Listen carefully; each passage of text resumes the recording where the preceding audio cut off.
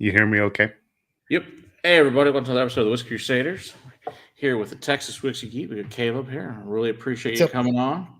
And I guess we're going to see lots of fun stuff, of course, going on here. And the lovely, of course, you're in Austin, is that correct? Around that area?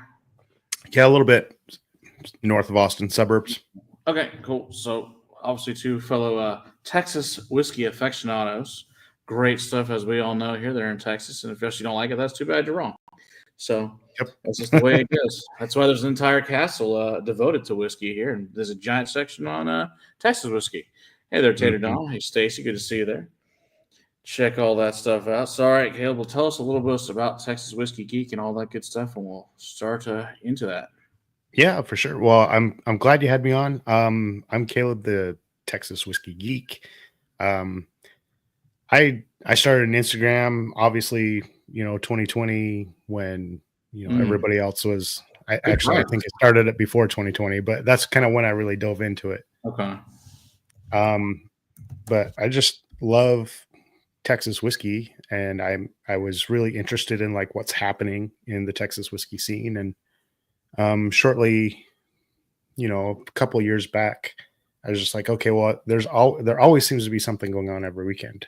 Always. And I was getting frustrated because I was like, oh man, I have to like go to all these distilleries web pages, and I gotta, to find all this stuff, like what's happening. And I was like, there's got to be somewhere I can go and just find everything and see what's happening. And no, there wasn't. So yeah, I was like, okay, thanks.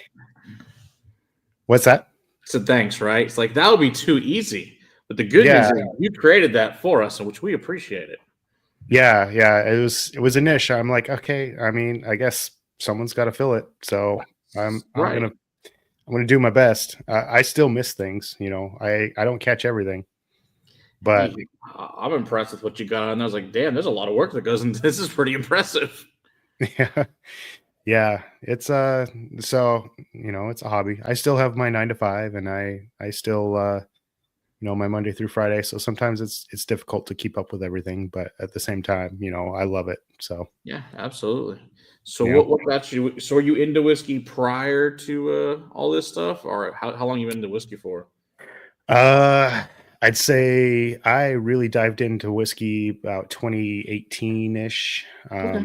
Nice. So 2017, 2018, that kind of time period. Okay. I got my first introduction to it through the Whiskey Tribe. I'm sure most of your folks know them. I would be really shocked if they didn't. Pretty sure everybody here. Yeah. Yeah, a lot of you guys went through their program, right? Yes, I'm on level 3 whiskey sommelier. Yes. Yeah, the Whiskey Som program. Yeah. Now, have you done that at all? Or are you thinking about doing that at some point, or not for you? I haven't. At some point, when I can find the time, I would love to do it. But it's a matter of time and budget, Yeah, it is definitely not the cheapest thing in the world, but it's totally worth it.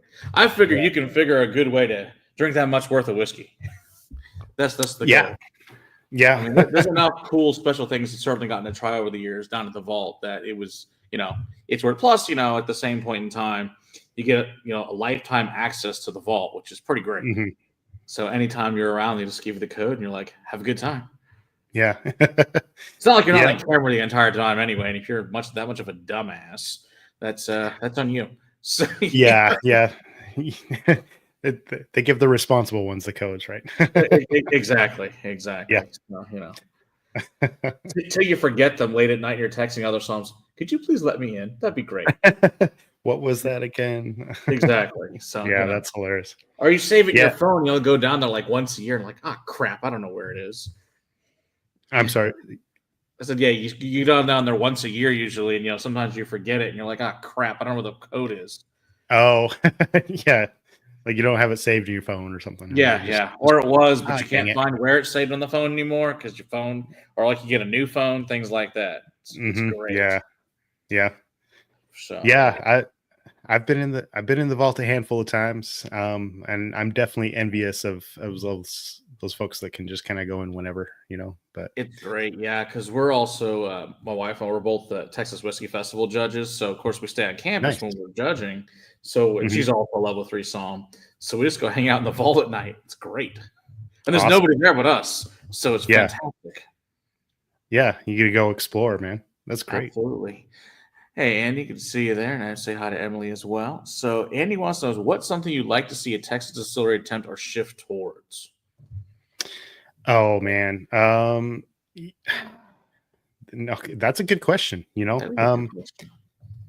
I I'm a big fan of the experimental stuff. So that's my favorite part of Texas whiskey is just innovation.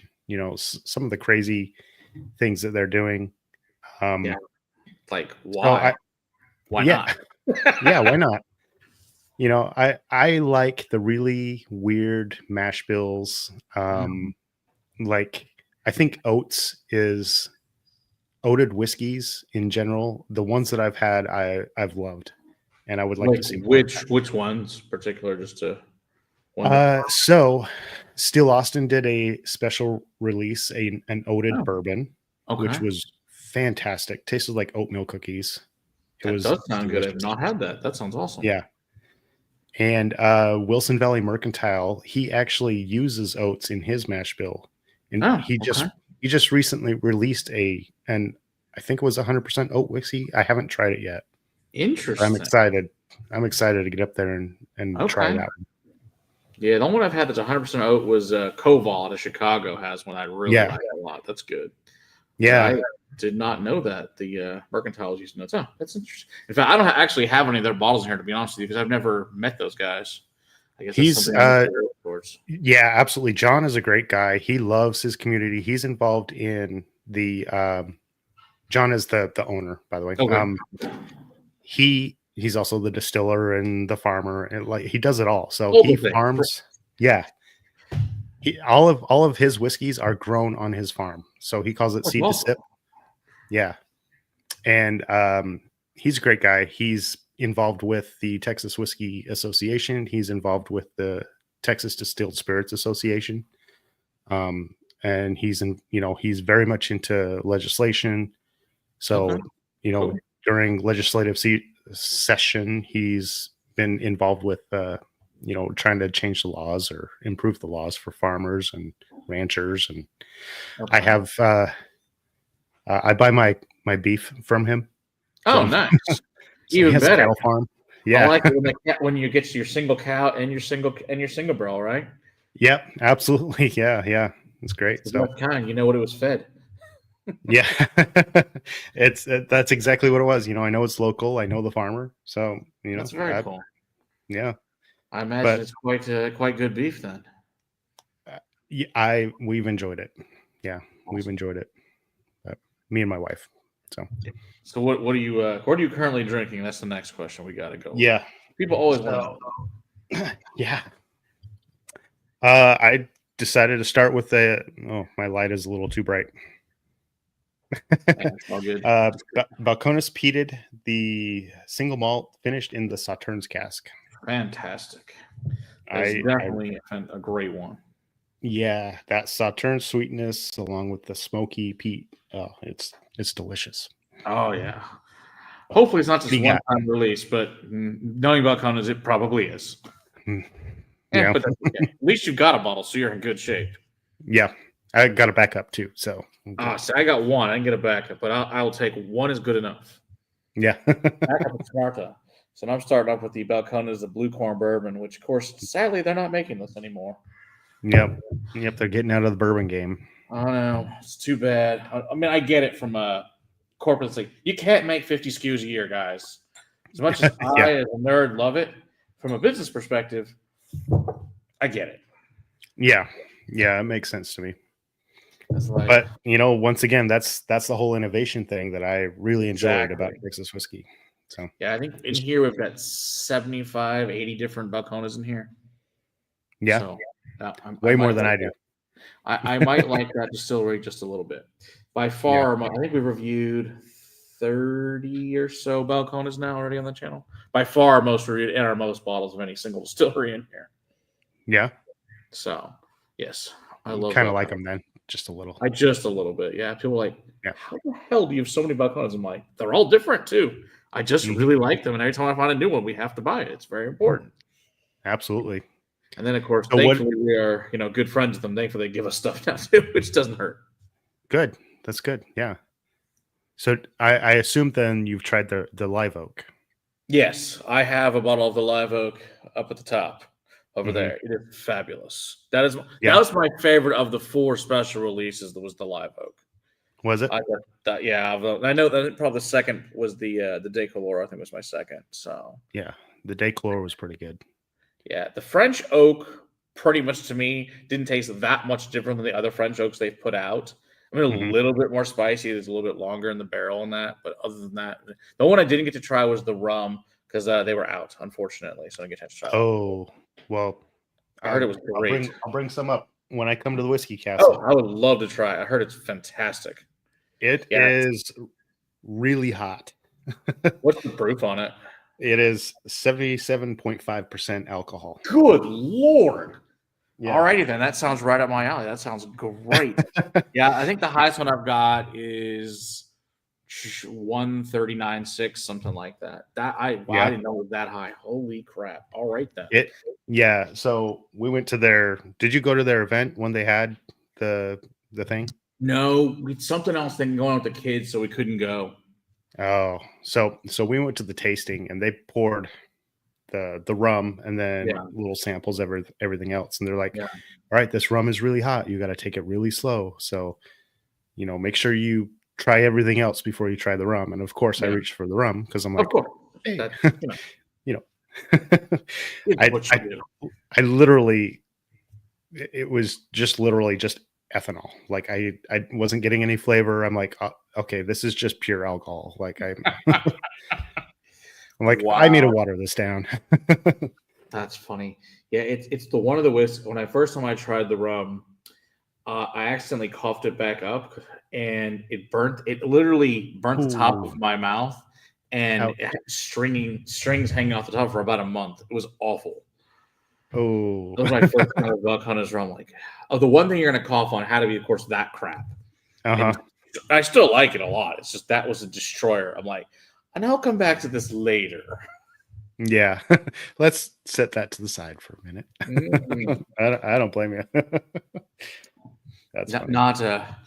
It takes time, especially when the white rums came out. Those were super weird. I'm like, I don't know what to do with it. It took me like 3 years ago.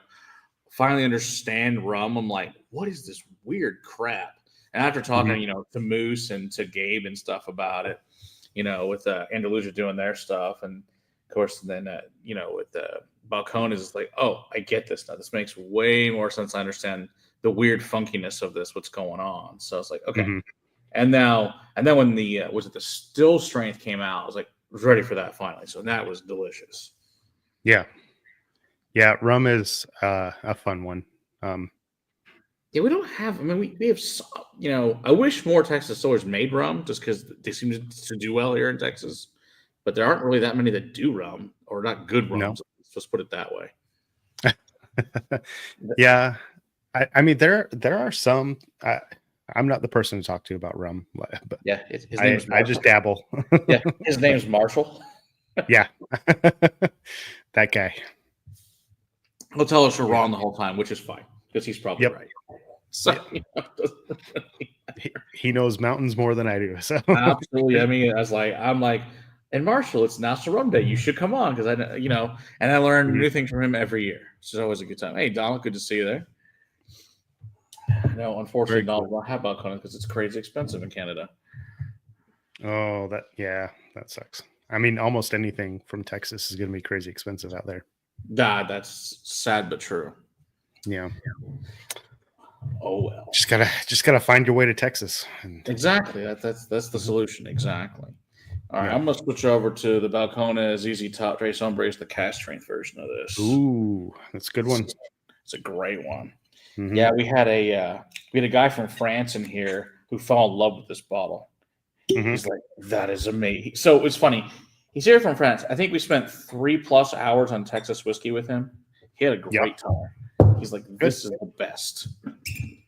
It's great to see people from other parts of the world to go, oh, this is really awesome stuff. And I didn't even know any of it existed. He's like, Texas makes whiskey? I'm like, yeah, a lot. It's pretty cool. It's grown in popularity. Yeah. No doubt. Ooh, 150 for small batch, Donald? No. For Garrison Brothers, I mean, it's to me personally, at 72 is too expensive, let alone 150 at twice the price. In Canada? Yes. Ouch. Yeah, that hurts. Yeah, that's a bit painful. All right, what you gonna switch to now? Are you still Oh, I just finished that one up. Yeah. right. You know, here's an interesting one. Kind of not very well known. All right. Rio Brazos Distillery. I have a couple of theirs, but not. I think the one. Now, granted, I haven't bought one of theirs in years. It's probably like an old maroon label. I haven't seen that one. The blue. So what's that one? That's it's brand new, fresh crack. All right. Yep. Now, are they still in business, or is that? What? Yeah, tell us a little about this. I don't know a ton about those guys, actually, to be honest with you. They're out in Bryan, Texas. Okay, okay, kind of near College Station area there. I was out there last weekend for the Whiskey Social, and I stopped by the distillery. And this guy is awesome. All right. This is a Texas single malt whiskey that he made. Okay. It is 62.6 proof. Nice. Yeah, sampled it while I was out there. He's like, I'm pretty sure there's only like a handful of bottles left, and I've got them here. I'm like, okay, I gotta get it. Very cool. So, but he made a single malt in kind of a weird way, and he's like, I'm not doing it that way again. Okay. But it made it fantastic. What did he do different? That's the weird way. I'm gonna have to go back and review my videos because I don't. Okay. You have to let me know when it releases, and I'll have to take a look at that. It sounds super. Yeah, it's not necessarily a lot of. We don't get a lot of their stuff up here for whatever reason. I think I've seen only, like I said, a couple of bottles, and I've got them. But so are they distilling everything themselves now? They're not sourcing anything at all. Yes, they are. They're grain to glass out there as well. So okay, very nice. And he's a super nerd. He loves talking about grains and enzymes and the bugs that go along with all the whiskeys. So, it sounds like my kind of guy. I got to check those guys out. That sounds be super interesting to talk to them. Yeah. So we stopped by. My wife. Oh, that is good. This is super sweet. It's really delicious. Perfect. Anyway, we stopped by one night, and there were like maybe 2 or 3 other people at the distillery, and they're open till 8 o'clock. We stopped by like an hour before they close. Yeah. And we got talking to him, and he's like, yeah, let me show you the still, and let me show you our distillery. And he was just really excited to show us everything. So was this the first time you'd been there? Mm-hmm. Okay. Never met him. I don't think he even knew who I was. I don't think he knows what I do.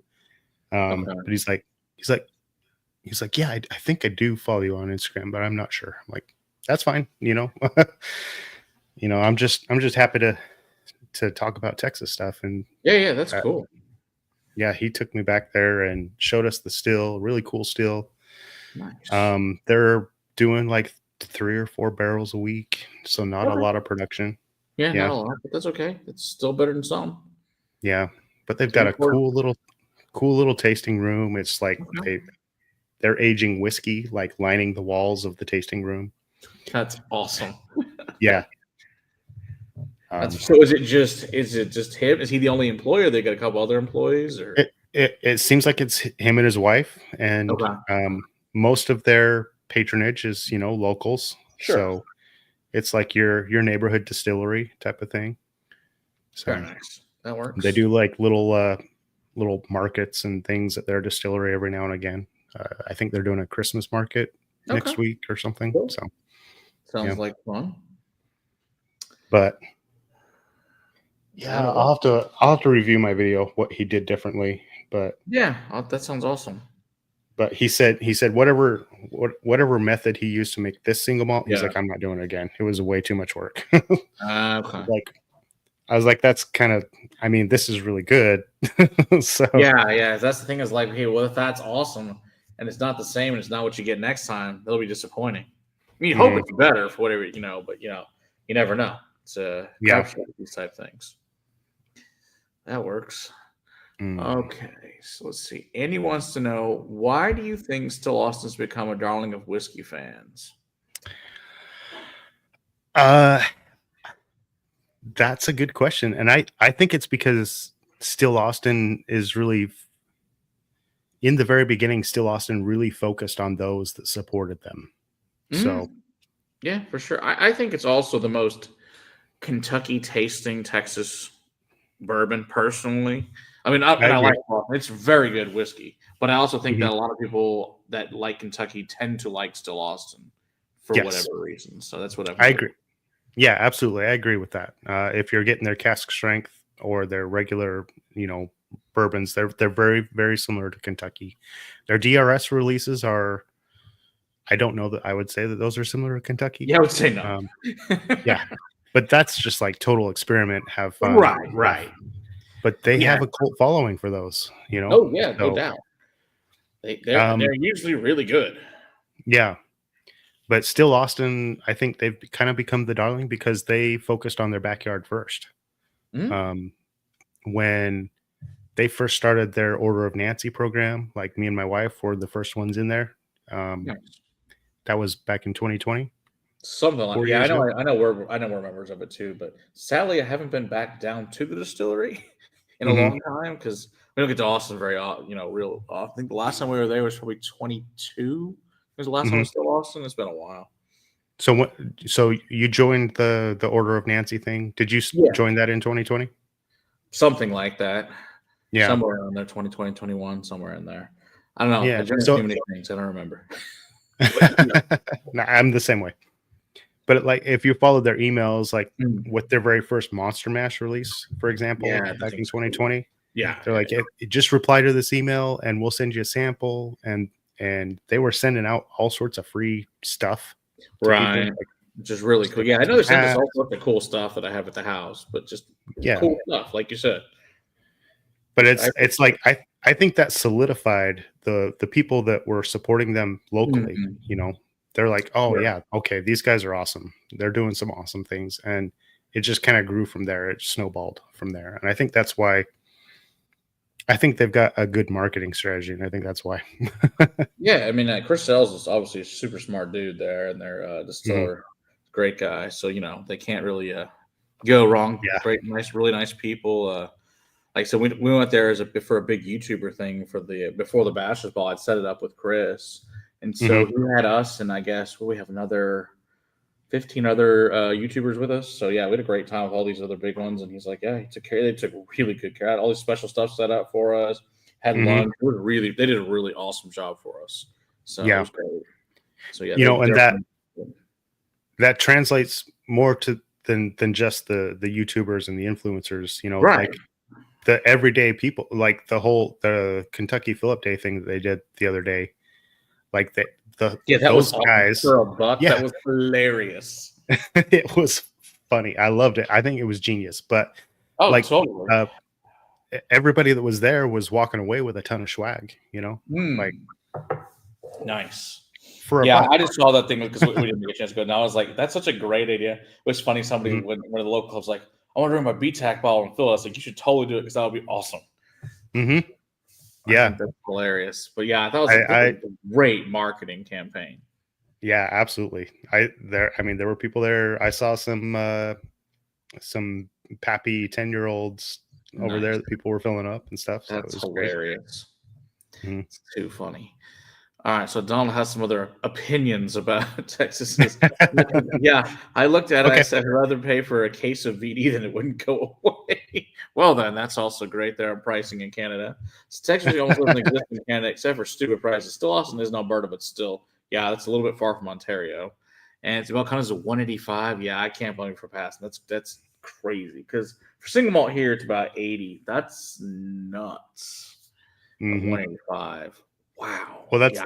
that's the rum. So yeah, I Wow. set that on fire or something.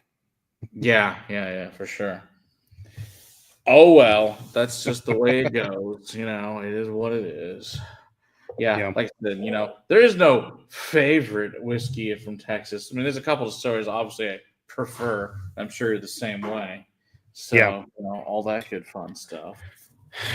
I mean, I have a bunch that I have a lot of whiskey from, but I still really enjoy the smaller guys too. And they're getting there.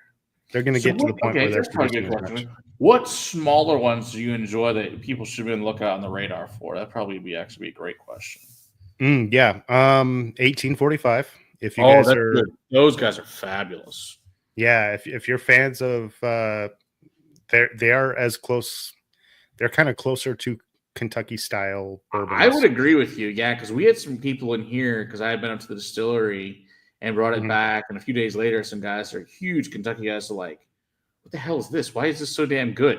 I'm like, and they were like giant fanboys of it, and they only pretty much drink Kentucky whiskey, so that was pretty exciting to see them get that riled up about a Texas whiskey. I was really excited to see that. So and they're also another great little family up there and awesome people.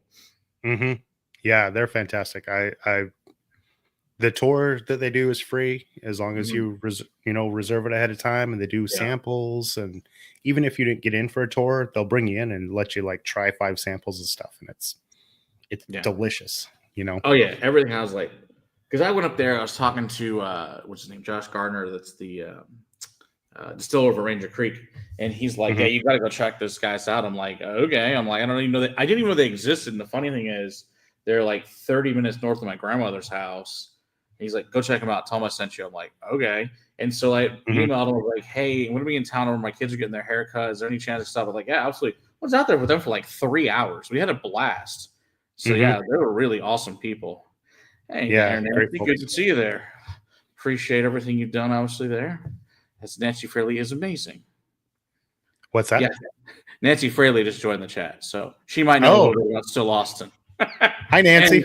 And Iron Root and many other amazing places that her fingerprint is on in Texas. So we thank you for everything you've done for the state because you're awesome. Absolutely. Nancy's the best. She's also I love chatting with her. Like she's willing to chat with people on Instagram. Like, she's a great lady. Yeah, no doubt. Yes, I think she's probably one of our longest guests. I think. Oh, we'll be on for a short time. There's no short time with Lansing. It doesn't exist. We were on for like 3.5 hours, and it was fantastic. Hey, Richard, good to see you there. Another amazing whiskey nerd and sommelier. Whiskey Som. That's right. Richard, the Whiskey Som. Yeah. Absolutely. Andy says, Nancy, I follow an Irish whiskey nerd and asked about adding water in the cask, and they hadn't heard of it. Really? Which, of course, Nancy is a very big proponent of that, which I think we all have learned a lot about it because of Nancy, is all that adding water in cask, which definitely makes a difference. And I think it makes it better, but obviously to each his own. But it makes a hell of a great whiskey, to tell you that. That's for damn sure. So speaking of Nancy, I'm going to pour some Iron Root because it's delicious. And this is the Hazmat Hubris. Ooh, yeah, good one. So can't go wrong with that. Well, if we're celebrating Nancy because she's on right now, I'm going to try one of her picks. Yeah. All right, even better. Let's see. May 2023, Nancy. Nice. Oh, that's a good one. Yeah, pretty much all her picks are good. I don't think I've had one that wasn't good. I think that's kind of goes with the territory. I'm excited to try what she did with the cigar blend from Still Austin. Oh yeah, that sounds awesome. The Tanner. Well, Nancy, if you're ever in town up in DFW, you got to come by the castle now that it's built. Come check it out when you get a chance, for sure. Awesome. St. Salad Friends, and was a hit. Oh, good. I'm glad you got to try that with them, Andy. Great stuff. Yeah, I do love St. Sally. That's fabulous stuff. Now, you have a lot of experience with St. Sally as well, or not really? Yeah, I'm familiar with it. Yeah. I actually don't have any bottles on my shelf. Just kind of disappointing. That is definitely something you should definitely fix. It is great stuff.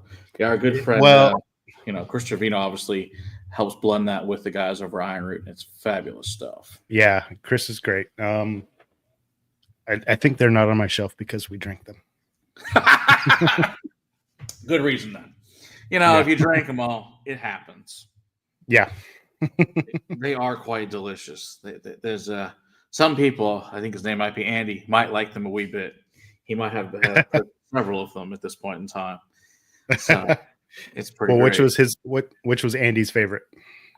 Oh, I'm pretty sure it was a Nobleman, the batch one. Is that still your favorite, Andy? You got a new favorite from St. Sally.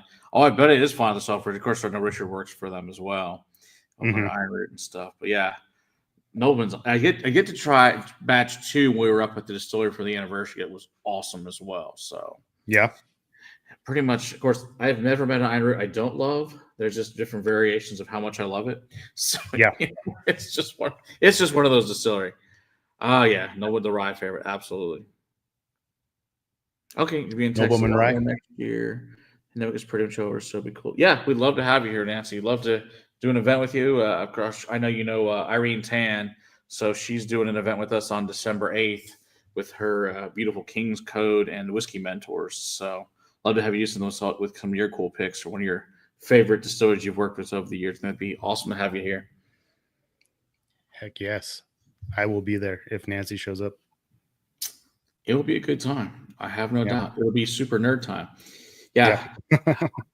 It's kind of like we were lucky enough to have Dr. Don Livermore on here at the castle about a month ago now, of course, on the show as well. And that was like nerd heaven.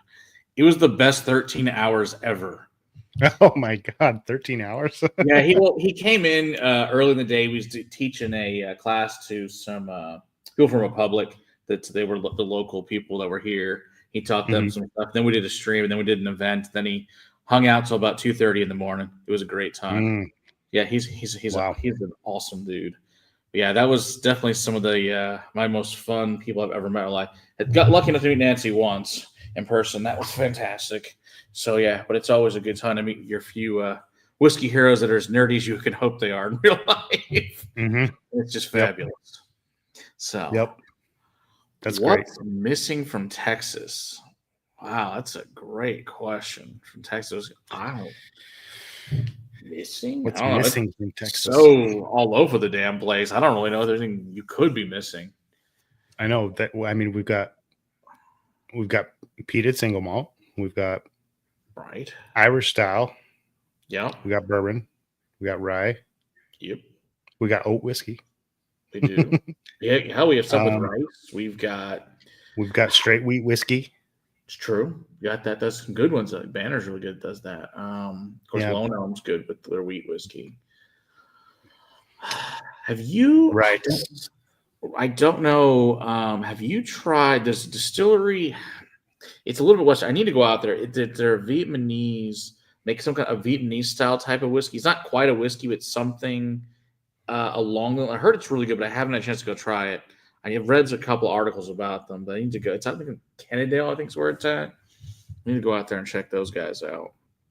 I'm not sure who that is. Yeah, I don't remember. If anybody knows, let me know. But yeah, it's good stuff. See, Irene is the bomb. Would love to come for sure. Nerd Heaven, Dr. Don. Exactly, Nancy. It's fantastic. You can't go wrong with that. I'm sure, Nancy, you've been lucky enough to, hang out with Dr. Don. That'd be a hell of a room if we get Dr. Don, Nancy, and Irene together. That'd be a hell of a panel, right? Heck yeah. That'd be fabulous. It says, where's the oat whiskey? Yeah, will you tell Dean who's making the oat whiskey again? Is it Mercantile? Wilson Valley Mercantile. Okay. They're in kind of near Temple, but not quite in Temple. So unfortunately, Dean, the people making rice whiskey was MKT, which is unfortunately out of business. They were doing stuff with rice. But does anybody else do anything with rice now that you know of in Texas? Not that I am aware of, but MKT is back in business. I don't know if they're really distilling anything, though. Oh, I didn't know they went back in business. When did that happen? Like really recently? Yeah, about 2 months ago. Okay. I want to say. Cool. Yeah, 2 months or so. Back in business. Good for them. It seems to me that maybe they're kind of more of a bar establishment at this point than they are a distillery. Okay. But they still call themselves MKT Distillery. So I don't know if they're actually making any spirits now. All right. Well, who knows? Hey there, Don. Maybe they will. Wilson Valley Mercantile. Okay. Cool. Yeah. Check that out at some point for sure. Oh, you're right, Richard. Yeah, that is Louisiana. Yeah, that's true. Yeah, Milliken's. I don't know if I've seen lots of their balls online. I've never actually tried it there, so to be honest with you. JT Millick. Yeah, I don't know if I've ever tried it. I know I've seen it plenty of times, just never tried it. I guess I'll have to do that next time. It's surprisingly good. Yeah. All right. Cool. Like when I first heard of it and tried it, like I was like, rice whiskey, like, is it going to be any good? And it was surprisingly good. So, hey, great. You know, it's funny. I've had some really great Japanese rice whisky and some really horrific ones. That's like, whoa, that is bad. But the ones that have been good, oh my gosh, that's some of the best freaking, not just whiskey and I've ever had. Just, I mean, I know you like funky stuff. There have been some, funk. Like that whole, dead mouse in the wall thing that I personally really enjoy. It's one of those. It's and like mushroom, super fungal, weird crap. Yeah. That's my I love. So they got some of those that are just fabulous. Like shiitake mushrooms and just weird crap like that. But it's good. I can get down with that. I like the whole mushroom vibe. Well, when you get a chance to go up to the castle, we'll have to have you try some of them because they are funky and delicious. Absolutely. I got to get up there soon, man. I'm working on it. Absolutely. Oh yeah. I forgot about Outrage. Yeah, that's a good point from Corsair. Corsair doesn't do all the cool funky stuff they used to do anymore, unfortunately. I loved all that weird crap they used to do. Now it's kind of focused on like 2 or 3 things, unfortunately. But of course, isn't Corsair they're out of Chicago, right? Illinois. No, I thought they were like Chattanooga or something, aren't they? Okay. I thought they were. I could be wrong. I thought they were a Tennessee company. Okay. I might be getting things mixed up because I could have swore that Fierce Whiskers distiller was from Corsair. Like he worked at Corsair before he went to Fierce Whiskers. I don't know. I never had Fierce Whiskers either. No? No, I heard it was good, but it was needed a little time, what I've understood. But I haven't spent any time with it, so I can't say personally. Yeah. It's good. I think because I'm a nerd and I like cask strength stuff and I like bold flavors. I personally would like a cask strength version of something. So it's all proof down right now. Yeah. Like I think it comes out. I think it's like 98 proof or 96 proof or something. But but it's good. It's there's nothing wrong with it. It's great. Right. But they're on a good start there. That's always a plus. Was a California rice with citrusy, but a Herman brand. Okay. Maybe we can figure that out at some point. What is your perfect barrel pick, mash bill barrel aged in distillery? It's always a good question, Andy. It's always a good question. So what do you think about that? Perfect barrel pick? Yeah, with mash bill barrel aged in distillery.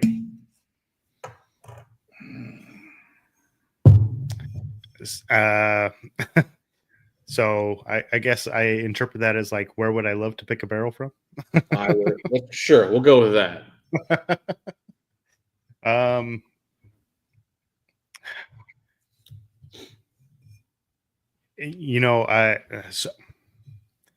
gonna stick with something that one of my first Texas whiskey loves, and Iron Root. I would love to do a barrel pick from Iron Root. All right, good answer. They're one of the first Texas distilleries that I kind of like. Okay, Texas has something going on here, So. Oh yeah, for sure. There's no doubt. It was them and Balcones what got me really, really interested in, back in like 2016, 17, something like that, into Texas whiskey. It's all their fault. So I personally blame Robert and Jonathan and Marsha. It's completely their fault. Gabe and Jared, thanks guys for making me spend lots of money. I really appreciate it. So hey, it's awesome stuff. At least you're contributing to the local economy. Absolutely. Thanks, Nancy. We appreciate it. Have fun with there and get some buffalo turkey children. So it sounds fantastic. Happy Thanksgiving to you as well. Hope to see you soon. Cheers. Thanks for joining us. I can't see the comments, so I'm just interpreting whatever. Oh, okay. Sorry. I should be able to see them somehow in the comments there on StreamYard. Oh, I guess I got to hit the comments button, huh? That does help. Makes sense. Perfect. So, okay. Well, now I can see what people say. Okay, there you go. I could also do this amazing button where it lets you put it on there as well. Hey, cool. Say, sorry for the dumb question. What's the oldest Texas whiskey? Are there any 7-year-old Texas cancer? Actually, there are 10-year-olds at this point. We just tried one from Iron Root. Mm-hmm. It is Danica barrel, and it is freaking phenomenal. Yeah. So, yes, 10 years is the oldest that I'm aware of in Texas. Now, most, you're right, are not going to make 10. It's going to be an empty barrel, the mass majority. Mm-hmm. But they are finding ways with keeping cooler warehouses, bigger barrels, things like that are helping. Or if you got some of the distilleries on the coast, like Gulf Coast, is finding they can keep it because it's so moist and so much moisture there like being on the water. You can actually keep whiskey and a bigger barrel at that too. You can keep it around longer, which is really cool. Yeah. Yeah, I think you're right. I think the 10-year-old from Iron Root is probably one of the oldest. I know Garrison Brothers has said that some of their newest releases are 9-year-old whiskey. Yep. It's wild. Yeah. Not a dumb question, man. No, that's cool. The interesting to see is what's the oldest we can get it. That 10 probably is going to be about it, be my guess. Interesting that Garrison is working on it because of where they are. Would be quite the accomplishment and not be dry, to be honest.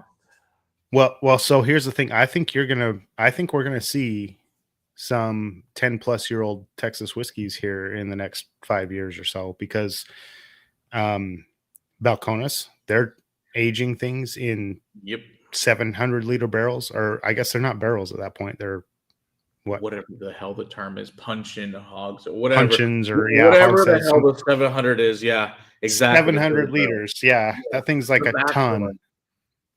It's too bad we can't go to some of the insane wine barrels that are out there. Because was that a wine tasting? They're using 5,000-liter barrels. Really? It's insane. Yeah, really. I'm like, wow. What? They're like, yeah, we use a 5,000 liter. I'm like, what the hell? You can go swimming in that damn thing. Yeah. How do they? Takes them a year to fill it, probably. Probably. I don't know. I'm like, that's wild. Wow. But yeah, I'm interested to see. Yeah, definitely love to see some Balcones tenure. That would be cool for sure. But so I think Balcones picked that size though because that's the maximum with the ASM by commission. law, the maximum. Yeah. Well, it's not the law yet, but that when the American single malt becomes American single malt. Okay, so yeah, right. Yeah, when ASM becomes a category. Yeah. Okay, wow. Yeah. True, but if you went with bourbon or rye, if you're doing it that it would be. Mm-hmm. So, Whitmire. I like Whitmire. I have not had their bourbon in a while, but it's been a long time. Yeah, well, Dean asked the question, how does everyone feel about Whitmire's bourbon? It's been years since I had it. Also, is Tawakero doing? So Whitmire is out of business. They're done. Whitmire they sold their business. Yeah. Oh crap! I didn't know that. Oh wow. That a couple of years ago, I think. But Gulf Coast has a whole bunch of their stocks, and they released it under the Whitmire name. And that most of it is single malt, and it is really, really good. If you find it in the store, it's very plain packaging. It's very unassuming. Yeah. But it's definitely if you see it in the stores, grab it because you're not getting it again. It's good. Interesting. Yeah, I guess the stuff I tried from was probably some of their young stuff I was not thrilled with. But I said, I haven't had it in a long time either. That's good to know. Yeah, I was like I said, Gulf Coast has come Texas Tales has come a super long way. Have you had much of that stuff at all? Yeah, I was interesting. Like the first, was it Coastline? I guess is their one of their whiskey brands. Their Coastline bourbon. Yeah. Yeah, like there's some of the younger stuff. Okay, it obviously needed more time. There was no doubt about it. Mm. But when we were there this summer, we had to try some of their. They had some stuff they pulled over a barrel was about like 6 or 7 years old, something like that. That was really good. I'm like that. So what they've learned is they just because of being on the water, they've got to wait. Which I know the good news is they do have really good clear spirits, thank God, which is awesome, and really fun flavored stuff, which I do like. But well, they've got a great tasting room too, and I think that beautiful, absolutely, yeah, super awesome people too. Yeah, I was out there a little over a year ago, and I mean, we tried everything. I think I brought a bottle home, but I was really, I'm excited if they got some older stuff. Yeah, I was like, wow, this is actually, we walked in there with 10 minutes before close. We were eating dinner. I was like, oh crap, that place is gonna close. So we run over there. Hey, Rob, and we're like, hey, by the way, we do review and blah blah. Like, hey, can we try everything you have? Like, what do you mean try everything? I'm like, sir, just pour me small amounts of every single thing you have. Little bits. Now, give me a plate. And there's no way in hell am I going to finish all this. Just no, because even between my wives, like this is not going to happen. So of course we dumped the master order of it because I don't want to die. So yeah. So and plus, we had to drive back to the hotel. So I was like, no, we're just going to try a sip or two, and that's going to be that. But it was great. I was really impressed with a lot of this. I was like, wow, this is going to be really good whiskey. I was like, damn, this is going to start to compete in a couple of years. And like, the cask strength was really good. So I'm really looking forward to what those guys are doing coming out of there. Yeah. It's great to see all these Texas distilleries learning their climate and figuring out what works for their whiskey, what type of barrel works. And it's just really cool to see the evolution of it now in the last 10 years of what's going on in the industry for sure. Absolutely. Yeah. One of my favorite idioms about that is, I guess, I don't know if you call it an idiom, but like Scotland has 5 kind of regions of whiskey, right? And you can fit 5 Scotlands in Texas. This is so true. You got to think about like the variation with Texas whiskey is really wide. Yeah, we always say that's at least a good 5 to 6 regions in Texas, easy for whiskey aging, and if not more. But it's just interesting to see along the trail how vastly different it is, to say the least. Okay, let's see. Now how do you feel about Tawakero? Now when it was up here in Grapevine, it was awesome. I haven't been to the new one down in Palestine at all, but I don't know. Have you been to that distillery down there yet? Yes, I went and met. I can't remember his name now, but it was probably a year and a half since I was out there. Jason or Chris or one of those guys. I think it was Jason. Yeah, it was the guy that's kind of running there. Anyway, yeah, I went out there, he did the whole tour, kind of impromptu thing with everybody that was there. It was really great. I don't know that their stills are up and running yet. I wish they were out there in Palestine. Really? So I think they're just sitting on stock right now. Oh, okay. Because the stills, when they were up here in Grapevine, they were awesome. Like they bought all those brand new stills from Venda, and Melt had reconstruction from the old Hershey factory. It's amazing what they've gotten a hold of. It's like, what the hell? Great deal. But no, I didn't realize they weren't set up there in the old Miller plant now. Oh, well, hopefully it'll be soon then. Yeah, I don't know what their status is now, but at the time that I was there, they were not currently in production with anything. They were just sitting on stock. Interesting. And the stock they had was really good. Yeah, I like this stuff a lot. It was great. What crazy was how good it was at like 9 months was ridiculous. We'd worked with them on. You ever had their purple haze? It's the combination of the Bloody Butcher corn and then the blue corn from Balcones, and they make the purple haze out of it. That thing is amazing. I have when not you come up, that. I'll have you try some. It's awesome. Okay. It's probably the best 9-month bourbon I've ever had. Really? Yeah, we pulled some barrels. We were hoping to then eventually bottle that whole thing as a pick, but then they moved down there. I was like, well, and COVID hit and all that crap. It's like, well, oh well. Such is life. They've got good stuff. I hope they've started production because I hope so. That would be great. The stuff they were working on was fantastic. See, Rebecca Creek's double barrel Smith. That's probably the best thing Rebecca Creek makes, I think. Yeah, I I don't. like that. I think there's nothing they've ever made that's now. Do they actually distill there? Or is that a sourced one they're doing from that Spanish oak version? I think that's sourced. I think that's sourced. Yeah, But it's I think really good. Mm-hmm. Now, it is good. Back in the day, did you ever try the single malt from them? I haven't. I've tried their bottled and bond, but I haven't tried their single malt. I have their single malt. It's the only thing at the time they were distilling that wasn't being brought in from someone else. It is weird. Is it? It's like toasted marshmallows in a weird way. It's bizarre. It's one of the weirdest whiskeys I think I've ever had. Yeah, you have to try it. It's bizarre. It was a one-time experiment. Apparently, it didn't go well. So. Well, I mean, I guess that kind of depends. Toasted marshmallow sounds good, but in a weird way. Yeah, it's got this weird, funky aftertaste too. I haven't tried it in a long time. I was like, "What in the hell is this?" It's wild, but yeah, I have to go back to it and see what I think of it again. Let's see. Tater Dom says Rebecca Creek 16 is amazing. Is that a 16-year-old? Yeah, that one. That's what I think. I think it's MGP that makes that one though. Okay. Yeah, I know there's that, and I think there's either a 10 or a 14-year Dickel version as well that they sourced. Mm-hmm. But hey, you got to do something, right? It makes money. Yeah. Restocked your blue corn there, Rob. Good choice. It's definitely a really good one. Like that blue corn a lot. It's funny. There's I don't know if you've ever heard of this place. It's a place in Dallas called the Algiers Club, and they did a blind taste. I want to say it was 32 bourbons, and that was what ended up winning was that blue corn in a blind, which was hilarious because it beat all sorts of Kentucky ones like Weller 12 and stuff. It was hilarious. Yeah, I remember hearing about that. That was funny. That was great. Oh, that's where the blind is the great equalizer, and it's just so freaking funny.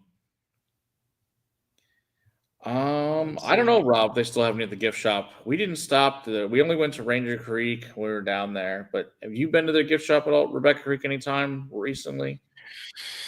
When I did the trail last year, I stopped by there. I haven't been there recently. Yeah, so I don't know, Rob. Best thing I can tell you is give them a call or go check them out and go there, find out. I was there the day of the Ring of Fire eclipse. Oh, nice. You guys remember that? I do. That was cool. Yeah, no, we were sitting out in their parking lot watching it. Oh, very cool. And some of the bartenders came out. They're like, "What are you guys doing?" We're like, "Look." They had no idea what was going on. It was kind of fun. That's wild. Yeah, that's cool. Hey, look, the towel care bottle shape. Yeah, it's really cool. I like it. Mm-hmm. See, how would you divide the U.S. into whiskey regions? That's a good question.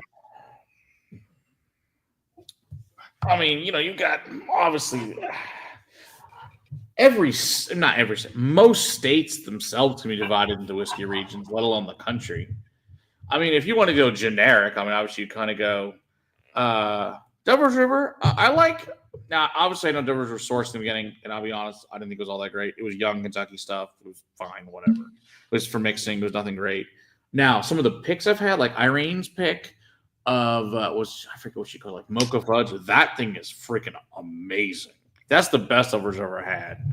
So some of the picks are good. I know we've tried to have Mike on a couple of times, but it just hasn't worked out, unfortunately, when he's been in town. But at some point, we'll get him here. We'll make it happen. We'll try to see what cool stuff he brings with him. But yeah, I know they make a lot of money on their flavored stuff too, the agave and the cinnamon and I guess the coffee and whatnot. Whatever. Hey, whatever works. Hey, we're all in this to make money. As far as that's why people make whiskey, is to make money. That is the goal, and if that's what works, I mean, hey, you go with what works. I get it. Yep. So, but that's obviously that's not my choice. But hey, you make money. I mean, hey, nobody's crying at Fireball for us. Okay, I can guarantee you that right now. They're saying thank you and ringing up lots of dollar signs. So same with Screwball. Yeah, they're like, thanks. It's awesome. So good for them. That's all I gotta say. people love their flavored whiskey, you know. Hey, that's right. The good news is if you can eventually get them to drink real whiskey afterward, awesome. You can't, that's fine too. Yeah.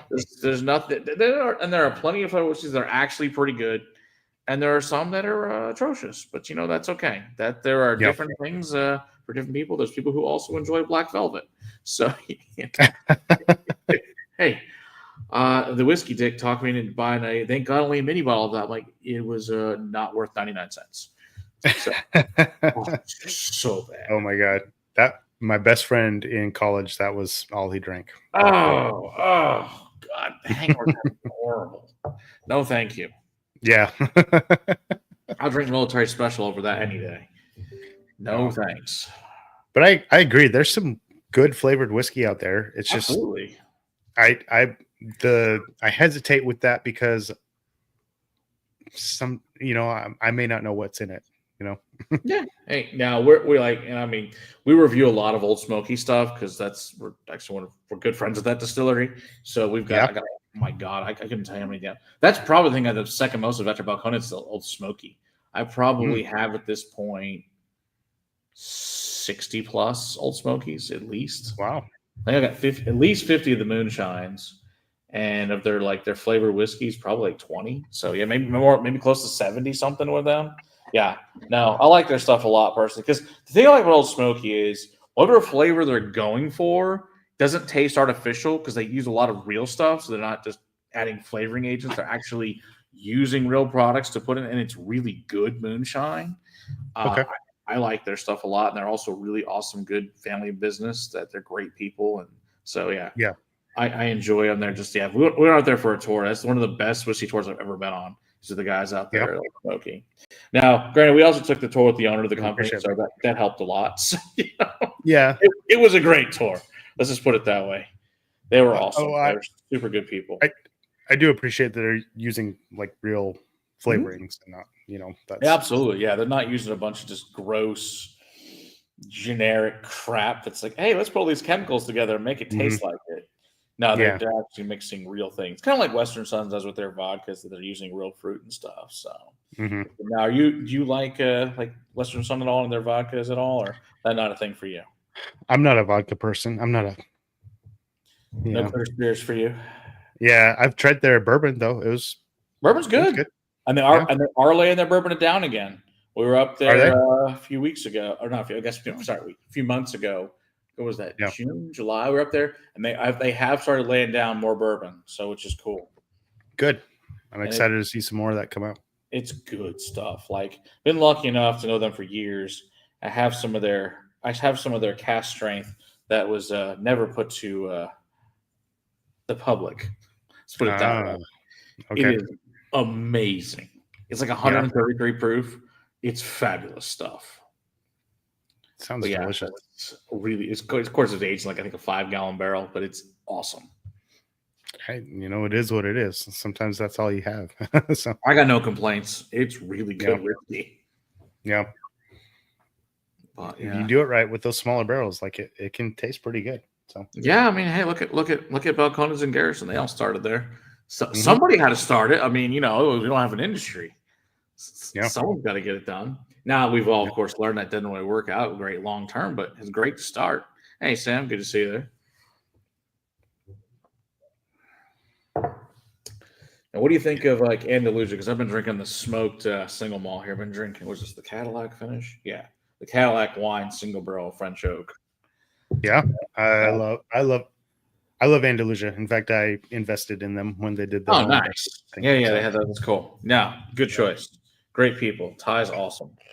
Yeah, I have a whole bunch of their stuff on my shelf. So oh yeah, we might have many Andalusia products here as well. That's probably the third North Texas still we have is Andalusia. Yeah, big fan. Yeah, they were great when they're like looking for investors. I'm like, all right, I got to do it. yeah, it was at a super reasonable price too. It was like $250, I think, for a share. It was not crazy expensive by any means to get some. Yeah. The ideal Thanksgiving meal with bourbon just by itself is great. You don't Wild need Turkey 101. Duh. You don't need any food. You just drink bourbon. Problem is solved, especially with your family. That's even better choice. It's the ones you only see once a year for a reason. Now you bust out the good stuff for the Thanksgiving meals, right? Depends on who you're with. True. A lot of it depends if they'll actually appreciate it. Because if they're just going to chug it, you give them the moonshine. That's right. Now, a lot of times we will bring moonshine too, just to. Well, it's funny because we were at my wife's cousin's house. She's like, "Oh, a neighbor makes real moonshine." I'm like, "Why didn't you tell me this before? I've been here for hours drinking wine. You have moonshine in the cabinet? Come on, dude." It's like, I want to make the moonshine. Yeah, I want to drink something better than wine. And I like wine a lot, don't get me wrong, but it's like, you've had this the whole last 6 hours? What the hell, dude? You're holding out on me, man. Exactly. Yeah. Well, what's everyone else drinking? Who's in the comments? What are you guys drinking tonight? Well, that's a good question. Yeah, usually they tell us. They haven't told us yet. We should do it. We forgot to ask. So thank you for asking that. Yeah. That's good. All right. So what other distilleries are you excited about that are newer that people don't know but that need to know about? Newer. Well, I know of some distilleries that aren't open yet. Really? All right. So all my Houston friends, there's a distillery out there called Drop of the Creator. They are in the process of opening. Cool. And they're going to start out with gin and vodka, but it sounds like they have some whiskeys that they're interested in working on. Nice. Also new ones, Aerodrome. They're kind of down by Galveston area, I believe. Okay. Maybe Port A. I don't remember. Okay. But I have not tried any of their stuff, but I have some good friends that live out there that say it is fantastic. Good to know. And they have some source stuff as well. And they for their anniversary, they just released a 20-year-old bourbon.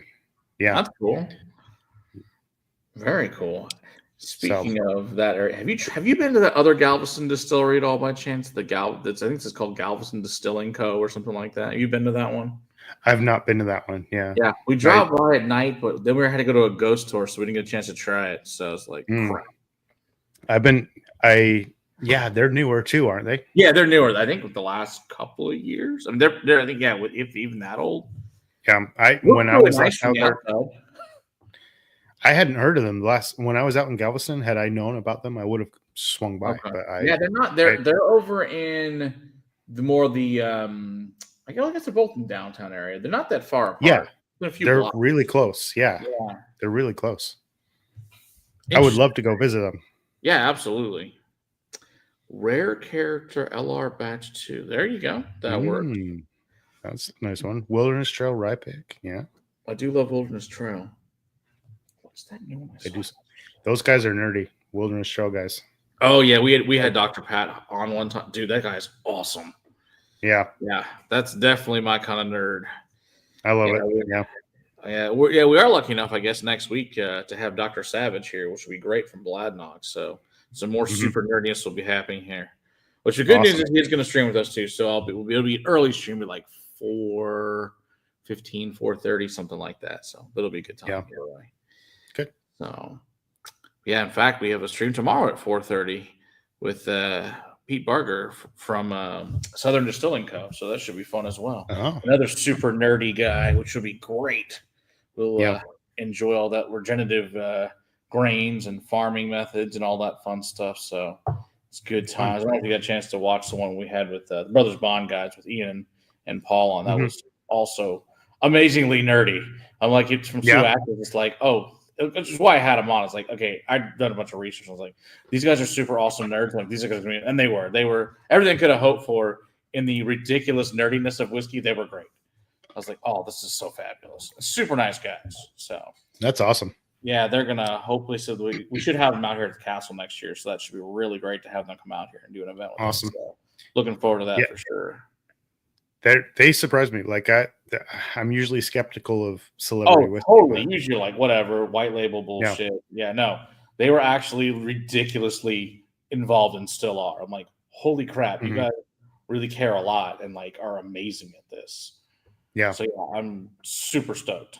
So good. They were cool. So nice, super nice guys though. That's awesome.